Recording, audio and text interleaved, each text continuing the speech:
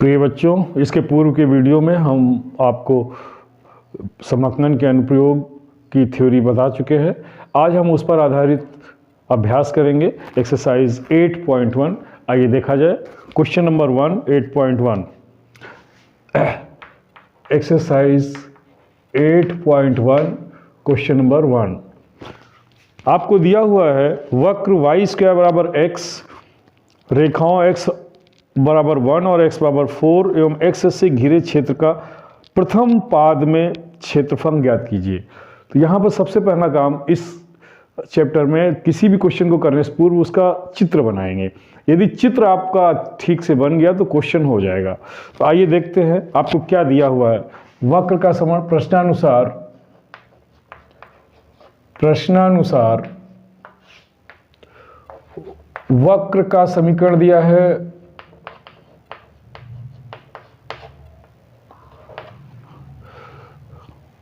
y square बराबर x। इसको equation number 1 डाल दीजिए और रेखाओं का समीकरण दिया हुआ है। रेखाओं का समीकरण एक दिया हुआ है x बराबर 1 और दूसरा दिया हुआ है x बराबर 4। x बराबर a और x बराबर b आप जानते हैं y h के समांतर रेखा का समीकरण होता है। तो y h के समांतर रेखा खींच देंगे। तो कैसे करते हैं, कैसे पहले इसका फिगर आप देखिए कि क्या बनेगा, इसका चित्र कैसे, आलेखीय निरूपण कैसे होगा। और y स्क्वायर बराबर x ये किस तरह का प्रबंध है, y स्क्वायर बराबर 4ax के रूप का है, यानी कि इसका जो मुख होगा वो x अक्ष की धन दिशा में ऐसे।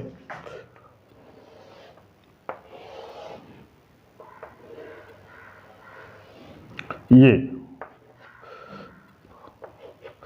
x डैश, ये शीर्ष होगा।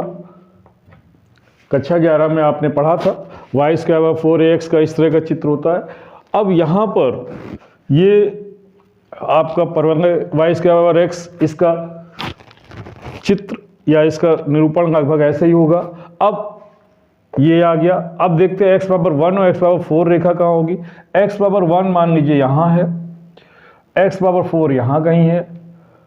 तो x बराबर 1 मीन्स YH के समांतर रेखा, ये YH है, y डैश। तो YH के समांतर रेखा ऐसे खींच दीजिए।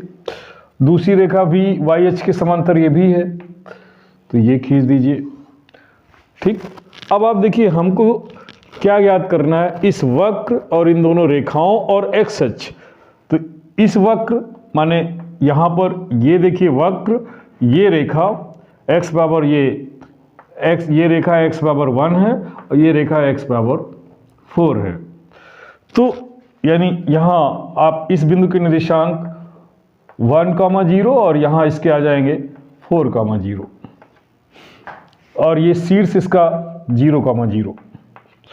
तो आपसे कह रहा है इस वक्र यानी ये दोनों रेखाओं और x अक्ष, ये x अक्ष है, से घिरे भाग का क्षेत्रफल प्रथम पाद में, प्रथम चतुर्थांश में, माने कि ये वाले भाग में है तो ये पूरा, लेकिन प्रथम चतुर्थांश में सिर्फ इतना पार्ट आएगा। ये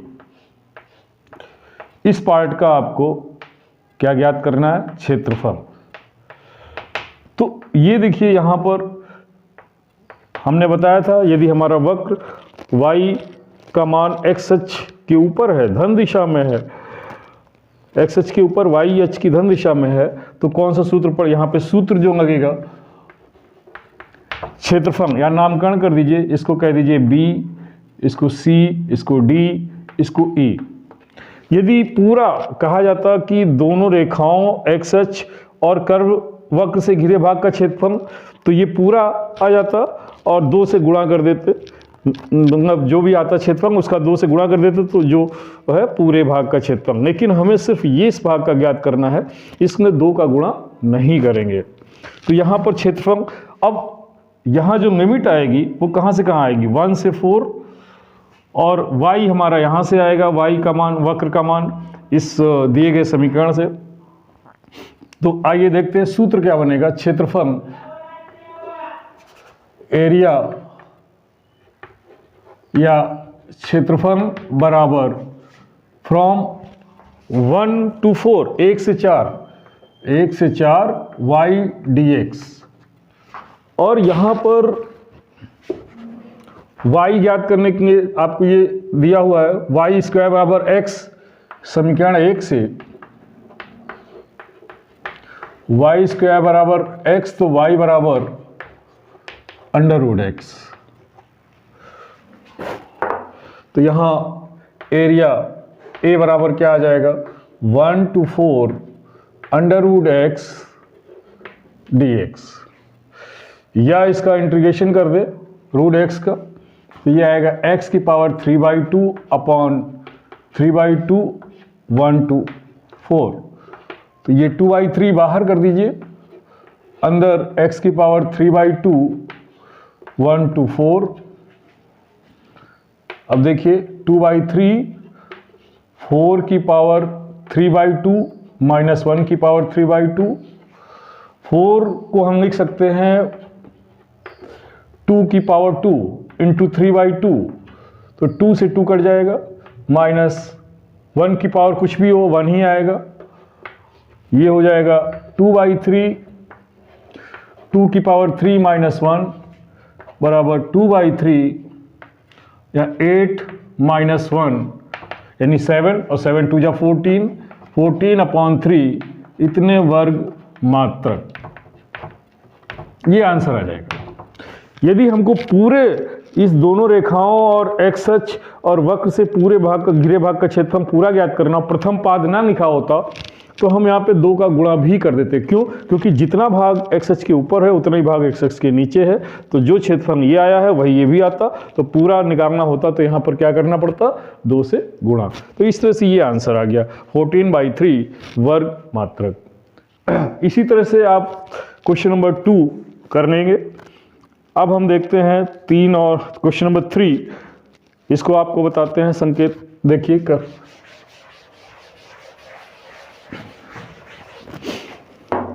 क्वेश्चन नंबर 3 में आपका दिया है वक्र का समीकरण। प्रश्नानुसार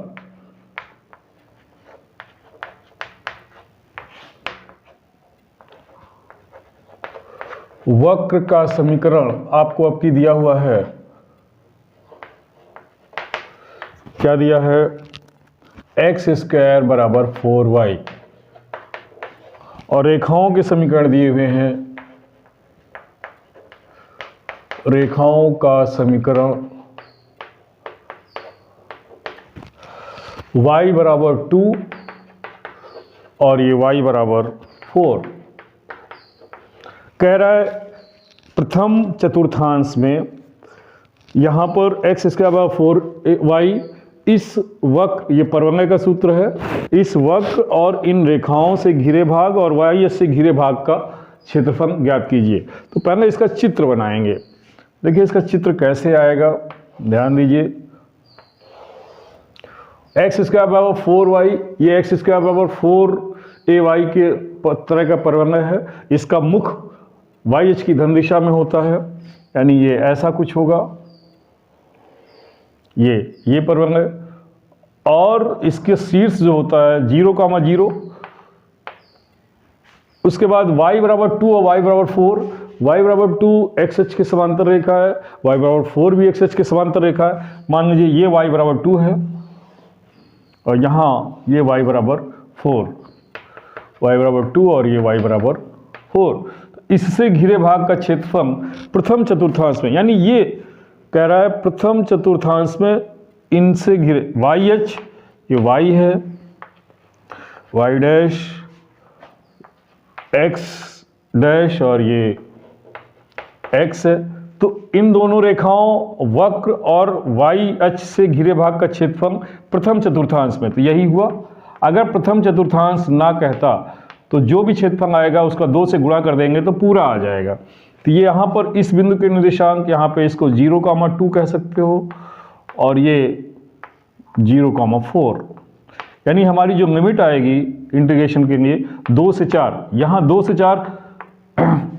तो यहाँ पर अब सूत्र जो बनेगा, जहाँ पर इस सूत्र में एरिया का सूत्र होता है उस y की जगह, उसमें y की जगह अब x हो जाएगा, क्योंकि यहाँ पर x अक्ष की जगह y अक्ष से घिरे भाग का क्षेत्रफल है। तो आपका जो सूत्र आएगा वो देखिए क्या आएगा, ये इसका नामकरण कर दो, इसको A कह दो, इसको B कह दो, इसको C कह दो, इसको D कह दो, इसको E कह दो। ठीक है, तो हमें इस भाग का क्षेत्रफल ज्ञात करना है, कौन सा, यहां पर प्रश्नानुसार अभिष्ट भाग का क्षेत्रफल, अभिष्ट भाग का क्षेत्रफल बराबर कौन सा, BCDE, BCDE भाग का क्षेत्रफल, और ये बराबर A बराबर इंटीग्रेशन, ये सूत्र लिखिए पहले, फ्रॉम 2 से 4, 2 से 4, और चूंकि यहाँ पर y अक्ष से है, y अक्ष पर हम लिमिट ले रहे हैं, तो यहाँ ये x, सूत्र में x इंटू dy हो जाएगा।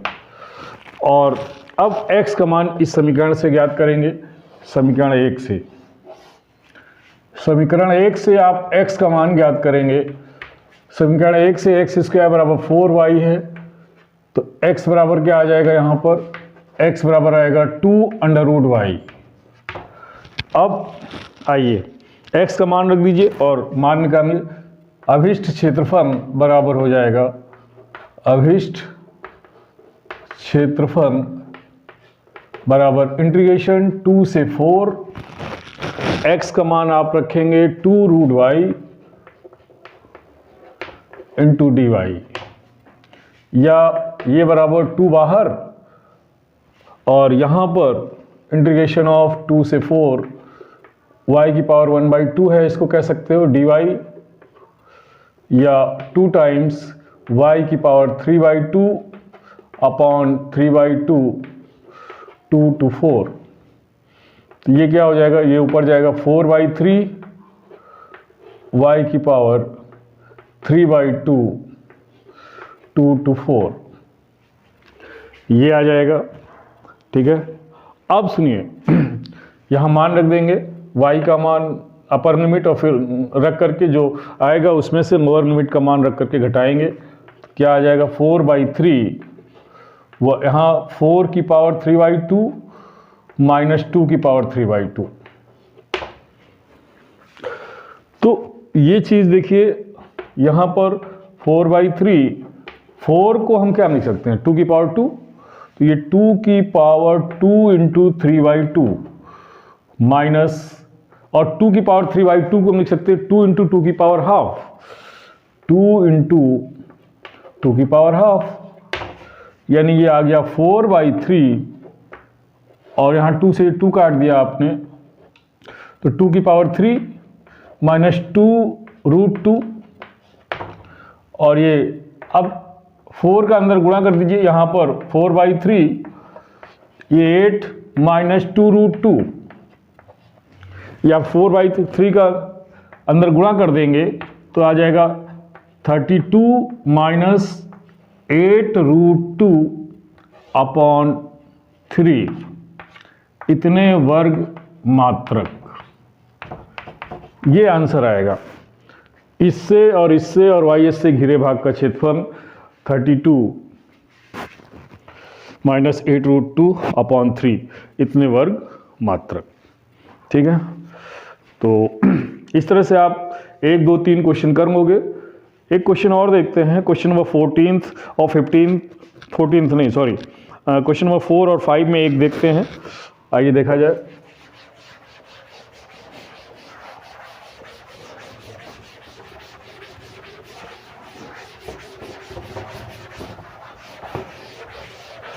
क्वेश्चन नंबर 4 और 5 में, क्वेश्चन नंबर 4 देखिए, आपको दिया हुआ है दीर्घवृत्त का समीकरण प्रश्नानुसार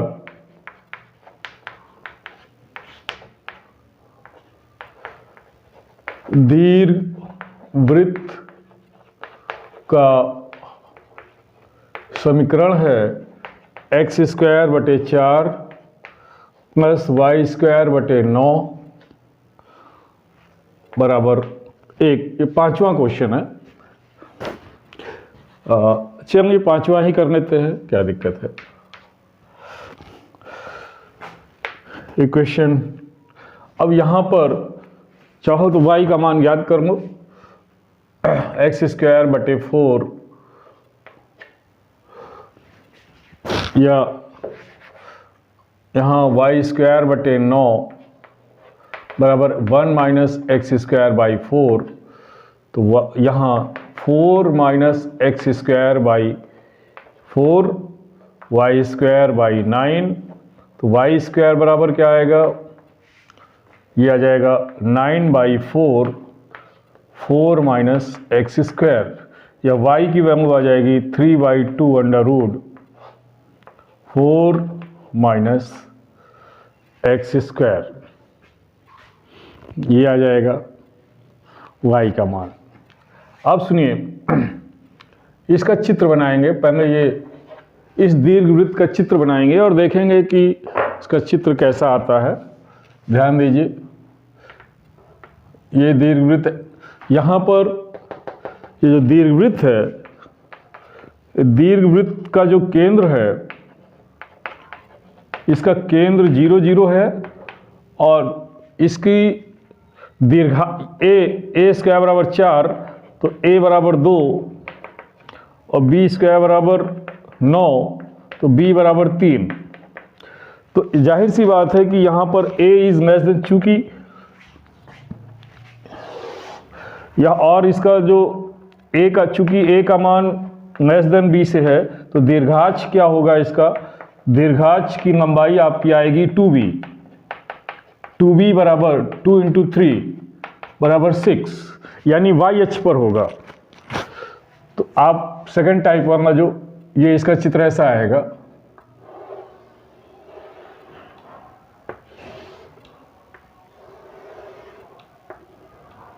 और ये y dash x dash x, ये केंद्र C, तो और लघु अक्ष की लंबाई क्या होगी, लघु अक्ष जो आपका आएगा वो 2a बराबर 2 × 2 बराबर 4। तो आप यहाँ पर इसके निर्देशांक ये a, 0 यानी कि 2, 0, ये -2, 0,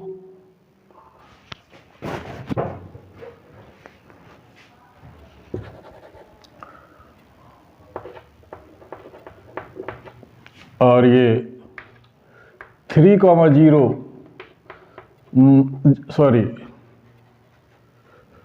0, -0, 3 और 0, -3।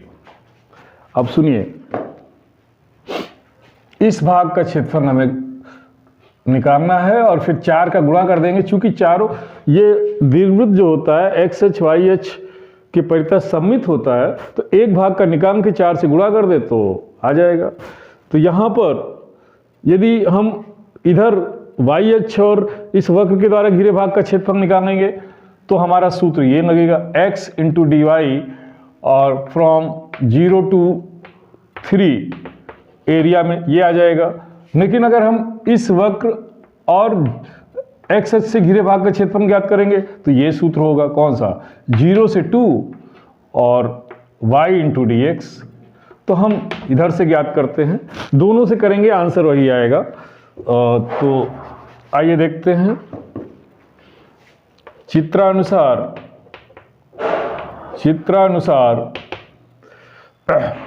दीर्घवृत्त का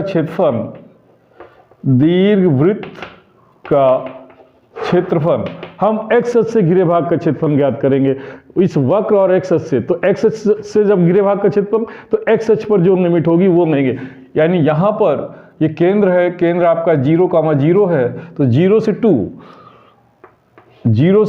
2, और चूंकि चारों भाग समान है तो यहाँ 4 का गुणा कर देंगे, इंटू y dx।